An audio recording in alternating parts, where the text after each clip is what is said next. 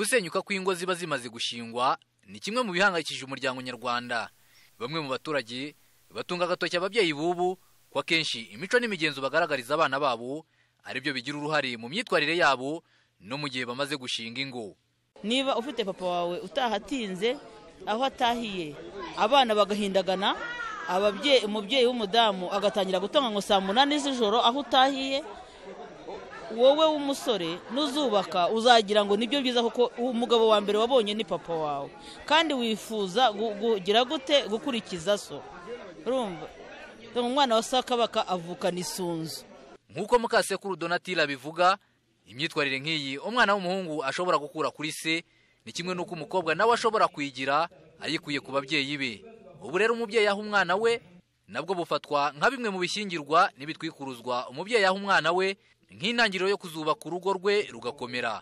Musenyeri Antoine Kabanda uyobora Diocese ya Kibungo akaba nashinzwe umuryango mu idini rya Gatolika avuga ko ibibazo bigaragara mu miryango bigira ingaruka ku bana mu buryo bukomeye.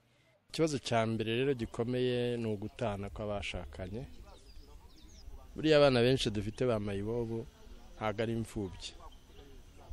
Abenshi rwose na 90% nabihamya ni abana b'ingo zasenyutse.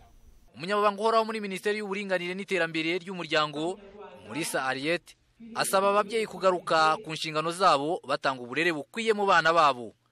Kuko umuryango niho umuntu agirirwa umuntu, niho umwana abonera ibyangombwa byose kugira ngo azakure neza, azigira akamaro, azakagira umuryango we, azakagirire n'igihugu. Kandi umuryango niwe nshingiro y'amajyambere.